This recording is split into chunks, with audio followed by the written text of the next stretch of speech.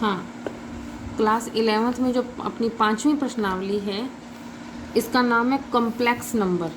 अब कॉम्प्लेक्स का मतलब ही जटिल होता है, ठीक है। कॉम्प्लेक्स का मतलब जटिल भी होता है और सम्मिश्र भी होता है, मतलब मिश्रित कर दिया जाए जिसको। अब जटिल क्यों है? क्योंकि इसमें आसान काम भी भर दिया जाए और मुश्किल काम भी भर दिया जाए। आसान काम तो क्या, काउंटिंग है, 1 2 3 4 5, ठीक है, जो भी अपने आज तक पढ़ते आए हैं। बट मुश्किल काम क्या होता है? जिसकी अपने वैल्यू फाइंड ही ना कर सकें, जिसका अपने को समझ ही ना आए, वो जटिल हो जाता है। अब जो बात है कॉम्प्लेक्स नंबर की, अपना जो काम है मेन, अपने को जो समझना है आज, अपने इस कॉम्प्लेक्स नंबर का नाम है जटिल। आप समझने को समझ सकते हो, बट मेन नाम है इसका सम्मिश्र संख्या। सम्मिश्र संख्या का मतलब होता है जिसको मिश्रित कर दिया जाए। क्या क्या मिश्रित करना है? मिश्रित करने में एक तो आएगा वास्तविक संख्याएं, जिसका काम आज तक आप करते आए हो। एक होता है काल्पनिक। काल्पनिक नाम से पता चल रहा है कल्पना करना, ऐसी चीज़ जो होती नहीं है, अपने शायद या काश लगा के कर दें। जैसे अपने मान लो अपने पास एक्स स्क्वायर की वैल्यू है 25, ठीक है। तो अब एक्स स्क्वायर की वैल्यू 25, अगर मैं आपसे पूछूं कि इसका स्क्वायर रूट निकालो, तो आप फटाफट बताओगे कि मैडम एक्स का मान ±5 आ जाएगा, ठीक है, बिल्कुल सही। लेकिन अगर मैं आपको कह दूं कि एक्स स्क्वायर की वैल्यू -25, तो आप अड़ जाओगे। वैसे कई बच्चे गलत में फिर बोल जाते हैं कि हाँ जी मैडम पता तो है ही, वही तो बताएंगे ±5। आपने 25 का मान ±5 बताया है, मैंने -25 का स्क्वायर रूट पूछा है भाई, तो -25 स्क्वायर रूट निकल ही नहीं सकता। कैसे? 25 का तो नो डाउट आप 5 बता दोगे, लेकिन इस माइनस को कहाँ लेके जाओगे? साइन जो होता है ना, जो चिन्ह होता है, वो ऐसे ही नहीं होता। मैथ में कोई भी चीज़ ऐसे नहीं चलती है। तो काल्पनिक भाग जिसमें माइनस का रूट वैल्यू यानी स्क्वायर रूट नहीं निकाल सकते, उसी को ही काल्पनिक यानी कि इमेजनरी पार्ट बोला जाता है, ठीक है। अब यहाँ पर अपने पास क्या है? एक आयोटा नाम का, आयोटा ये स्मॉल आई होता है ना, स्मॉल आई, कैपिटल आई तो ऐसे होता है, ये है स्मॉल आई। स्मॉल आई नाम से इसको आयोटा के नाम से जाना जाता है, ठीक है। तो एक संख्या ऐसी दे दी गई अपने को गणित में, जिसको हम काल्पनिक भाग के थ्रू जान सकते हैं। कैसे? आयोटा का स्क्वायर कर देना तो -1 कहलाता है, ठीक है। तो अभी जैसे मान लो एक्स स्क्वायर इक्वल टू -1 है, अगर एक्स स्क्वायर इक्वल टू अपने पास प्लस का 1 हो, तो अपने इजी वे में लिख सकते हैं +-1, ठीक है। लेकिन अगर मेरे पास आ गया एक्स स्क्वायर की वैल्यू -1 आ गई, तो क्या करें? तो आप इसको एक्स स्क्वायर इक्वल टू आप में लिख सकते हो आयोटा स्क्वायर, ठीक है। अब इसको अगर आप फाइंड करोगे तो क्या लिखोगे? + आयोटा लिख सकते हो, ठीक है। तो अपने पास आयोटा आएगा, ये समझ आ गई बात। अब इसी तरीके, हाँ, तो ये आपको पता लग गया। जैसे x square equal to iota square मैंने भी बताया, तो एक्स इक्वल टू क्या आएगा? + आयोटा आ जाएगा, ठीक है। अब अपने पास है सम्मिश्र संख्या, जिसको अपनों ने कॉम्प्लेक्स नंबर कहा है, ठीक है। तो इसको अपनों ने जेड से डिनोट करना है, यानी कि अगर अपने इस प्रश्नावली में जब भी कोई सम्मिश्र संख्या कॉम्प्लेक्स नंबर की बात करते हैं तो जेड से करेंगे, ठीक है। तो जेड इक्वल अपने पास लेट a + आयोटा b ही लेके चलते हैं, या x + आयोटा y, कुछ भी ऐसा, ठीक है। तो a अपने पास क्या? वास्तविक संख्या का भाग है, और b क्या? काल्पनिक संख्या का भाग है, यानी कि काल्पनिक भाग है इसी संख्या का। जैसे z इक्वल टू अपने पास है 2 + आयोटा 5 या 5 आयोटा भी लिख सकते हैं। तो रियल पार्ट ऑफ z यानी कि real part of complex number equal अपने पास आ गया 2, और IMZ का मतलब इमेजनरी पार्ट ऑफ z यानी कॉम्प्लेक्स नंबर का इमेजनरी पार्ट, तो वो अपने पास है 5, यानी कि आयोटा जहाँ लग जाएगा वो काल्पनिक यानी इमेजनरी पार्ट का आ जाएगा, ठीक है। अब इसके आगे अपने को ये भी करना है कि जैसे अपने दो संख्याओं का जोड़ करते हैं, घटाव करते हैं, गुना करते हैं या भाग करते हैं। अब इसमें जोड़ घटाव का काम है, वो तो इजी वे में है। गुना भाग भी है इजी, लेकिन थोड़ा सा तो देखो चेंज आएगा ही, ठीक है। अगर अपने कहें कि सेम आ जाएगा तो ऐसे तो नहीं है, जोड़ और घटाव थोड़ा इजी रहेगा, और गुना भाग में थोड़ा सा आपको ध्यान देना पड़ेगा। मैंने माना कि मेरे पास दो सम्मिश्र संख्याएं हैं जो समान हैं, ठीक है। तो Z1 का मान है a + आयोटा b, ये समान होने का नियम बताया जा रहा है, जोड़ का और घटाव का आगे बताएंगे, ठीक है। तो z इक्वल टू अपने पास है a + आयोटा p, और Z2 इक्वल टू अपने पास है c + आयोटा d। अब अगर मैं ये कह दूँ कि Z1 और Z2 आपस में समान है, समान का मतलब क्या होता है? बराबर। तो Z1 इक्वल टू Z2, तो अब खुद ही देखो Z1 की वैल्यू पुट की पहले मैंने a plus iota b equal Z2 का मान मेरे पास है c प्लस आइटा डी, तो वो पुट कर दिया। अब जब इक्वल का निशान लग गया तो अपने क्या करेंगे, a और c इक्वल दिखाई देंगे, b और d इक्वल हो जाएंगे। ठीक है, यहाँ इसको मैंने एक उदाहरण के द्वारा बुक में भी दिया हुआ, यही वाला उदाहरण मैंने भी लेके बताया आपको।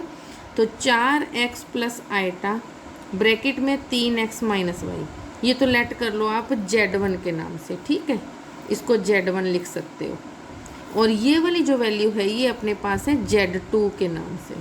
अब वो कहते हैं कि जो x और y है ना, ये दोनों वास्तविक संख्याएं हैं। ठीक है, x और y, नॉट आइटा लगा हुआ नहीं, सिंपल x और y दोनों वास्तविक संख्याएं हैं। तो उसने कहा है कि इनका मान ज्ञात करो। तो वास्तविक और काल्पनिक भागों की तुलना कैसे, वास्तविक भाग तो हो गया ये 4x और इधर से ये वाला 3, इनकी तुलना करनी है। तुलना का मतलब इधर से तो ये पार्ट उठा लो और इधर से इसका पार्ट सेम वाला उठा लो। तो 4x बराबर 3, जैसे अभी ऊपर बताया था कि a और c बराबर है, 4x बराबर 3 लिखोगे तो x की वैल्यू कितनी आएगी, 3/4। ठीक है, अब अपने पास है दूसरा भाग क्या है, काल्पनिक यानी इमेजनरी पार्ट, उसमें आइटा को छोड़ दो और ये वाला ब्रैकेट पूरा ले लो। 3x माइनस वाई इक्वल अपने पास है माइनस का 6। अब x की वैल्यू आप फाइंड कर चुके हो, 3/4, 3×9/4 माइनस वाई इक्वल -6। ठीक है, तो क्या बन गया, 3×9/4 माइनस वाई इक्वल टू -6। इसको सॉल्व कर लोगे, सॉल्व करना तो बेटा आपको आता है, इतना तो कर ही लोगे। ठीक है, तो अपने पास क्या आएगा, -y इक्वल -24 -9/4।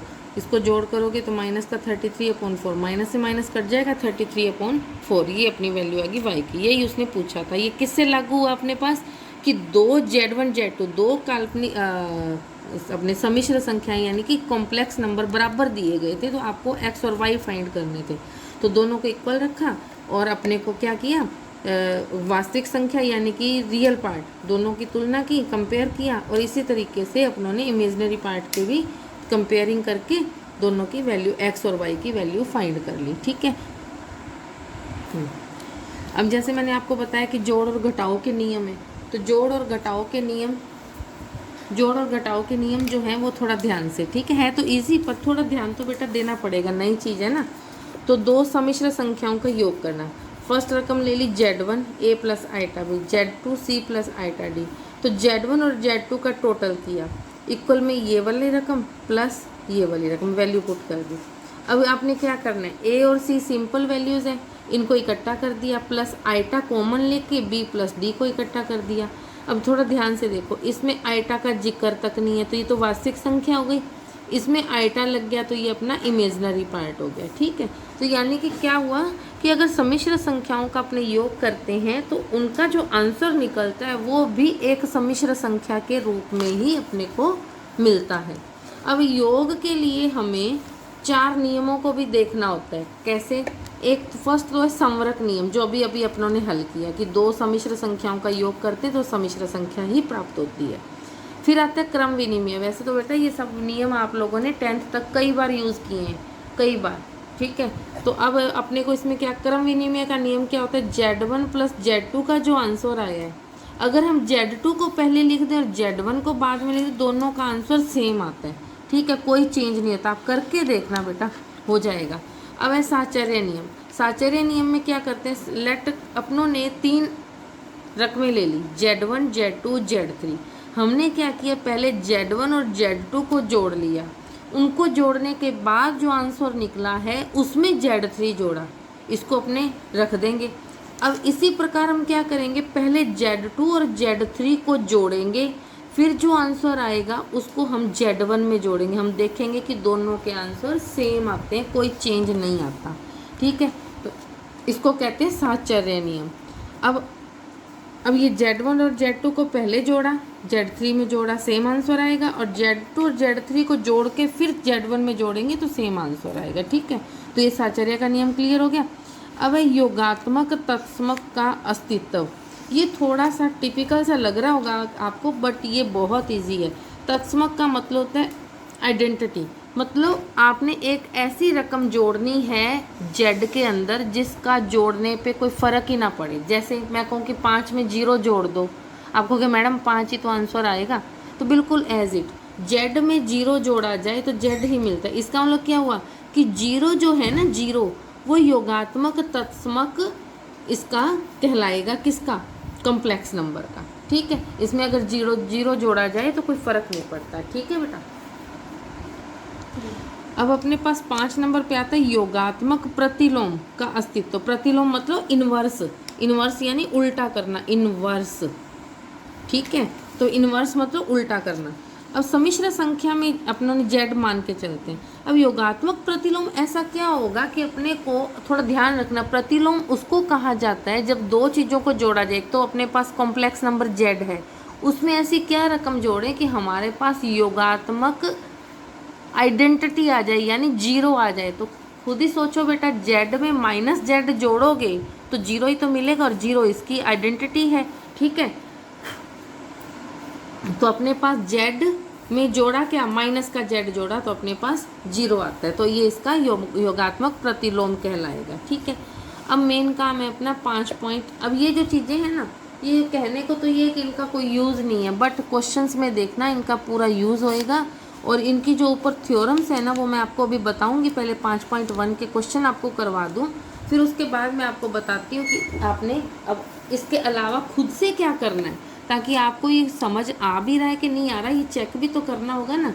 तो 5.1 का जैसे क्वेश्चन नंबर फर्स्ट है, उसने इसमें अपने को कहा है कि आपने इसके कॉम्प्लेक्स नंबर यानी सम्मिश्र संख्या के रूप में बताना है। अब देखो कैसे बताएं, इसमें अपने जो कॉम्प्लेक्स नंबर मानते हैं वो तो z इक्वल टू अपने पास होता है a प्लस आइटा b के रूप में, लेकिन यहाँ तो गुना में रकम दे रखी है। अब क्या करें, तो थोड़ा सा ध्यान से बेटा, हौसले से।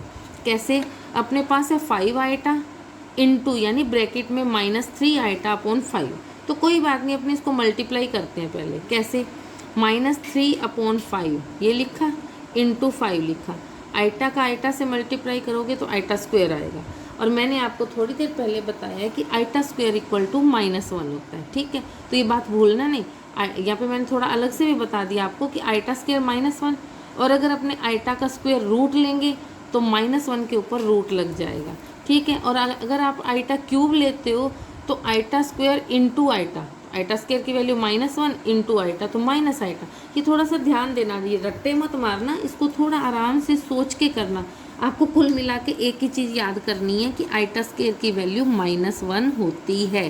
बाकी तो इसी से ही बने बेटा, थोड़ा गौर से करके देखना, रट्टा मत मारना, अपने हाथों से और दिमाग से करके देखना।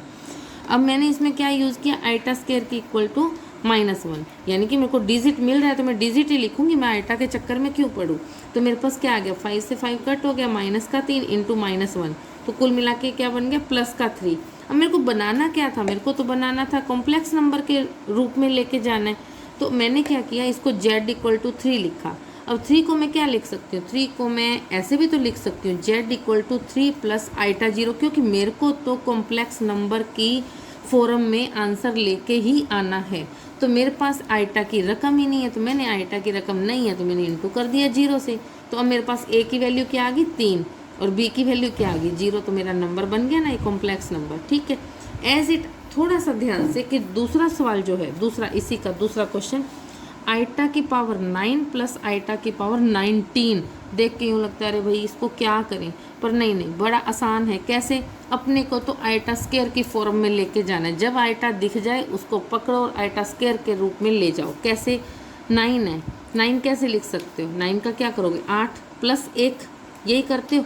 तो 8 को मैंने क्या लिखा, स्क्वायर की पावर 4, स्क्वायर की पावर 4। ठीक है, 4 की स्क्वायर नहीं करना, गड़बड़ हो जाए, क्योंकि मेरे को आइटा स्क्वायर का जो पेयर बना के रखना है वो ही रखना है। तो आइटा स्क्वायर की पावर 4, लेकिन ये तो 8 ही हुई, 9 लेनी है तो इनटू में आइटा और डाल दी। अगर मैं जोड़ना चाहूँ तो ये पावर 1 है ना, लास्ट में इसको जोड़ के 9 बना सकती हूँ, लेकिन मेरे को अलग करना है। ठीक है, एज इट आइटा स्क्वायर की पावर 9, क्योंकि 19 है तो 19 में तो पेयर बन नहीं ना सकता, तो एक को तो पहले दिमाग में अलग करके रखो, बाकी बच गई 18। 18 का स्क्वायर करना है अपने को, 18 के अंदर स्क्वायर लाना है। तो क्या लिखोगे, 2 निम 18 होता है, 2 9 जा 18 होता है।